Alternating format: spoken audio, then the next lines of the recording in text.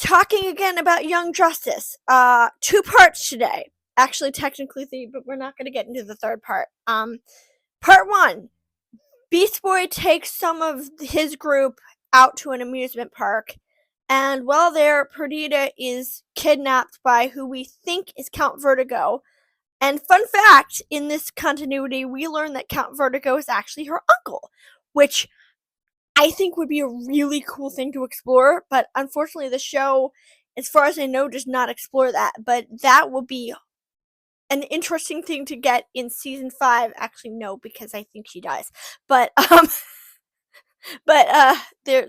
Other than that, she gets kidnapped, and they go to rescue her, and they quickly realize that something is off. And it turns out that the person who took her was actually Simon. You know, the guy with the brain, which is exposed, and that he, for whatever reason, and that he took her because as a distraction, because they're going to attack the youth center where McGann is working, and they're going to take those kids. Luckily, our heroes get to them in time. Why they chose to take Perdita, of all people, when they could have just taken some random person and it would have the same effect, I don't know. But it was a cool fight scene. We got to see Blue Beetle's powers. We got to see him banter with the Scarab, which is really funny because the Scarab is basically bloodthirsty and nuts, and is constantly like, "No, we have to murder everyone," and he's like, "No, we can't do that. We can't kill anybody." And I kind of understand it from his perspective in this series, because keep in mind, he's fighting against the Scarab taking over his body. At least I think at some point he does. So it makes sense for him to not want to kill anybody, because that's what the Scarab wants, and he doesn't want what the Scarab wants. Also, apparently we're getting a Blue Beetle animated series. Not gonna lie, I am a little disappointed it's not going to be Eric Lopez again. I like Zola, don't get me wrong, but I wish Zola would keep to the live action stuff and Eric keep to the animated stuff. But that's just me. Also, in this continuity, we learn that Tracy has powers.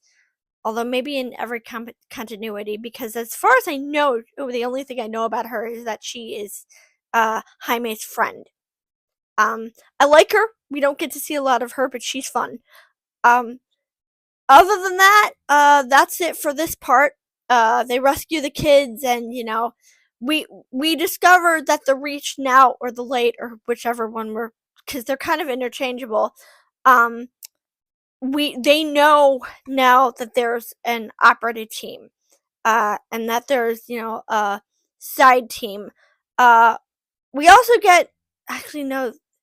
Did we get introduced to? Yeah, we get introduced to Amanda Waller this episode, who is nuts. And basically, it's a trade, because she has information on their team, and they have information on her team, so neither side can tell the world about the team without the other one saying, "Hey, we have this group." Also, keep in mind, Amanda Waller has planted bombs in the heads of the people that she is entrusted to, so if the Justice League were to give anything away, she'd probably just blow them up like that, and classify it as an accident or something, because she is nuts. But the only other thing this episode is, Artemis has Thanksgiving at her house, and this is where we discover that she has not told her mother that she is back with the League.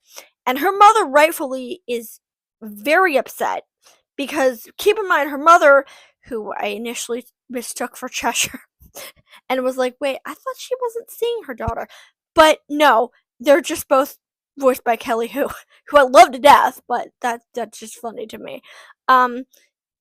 She did not know, and she's like, I thought you got out of it, I thought you were done, is this really what you want? Is this what's best for you? And she makes a point that I don't think anyone in this series has considered. Actually, I've considered, but nobody else has. Cheshire's not coming back. No matter how many times you ask her, no matter how many times you'd say, come home, be with your kid, she's not going to do it.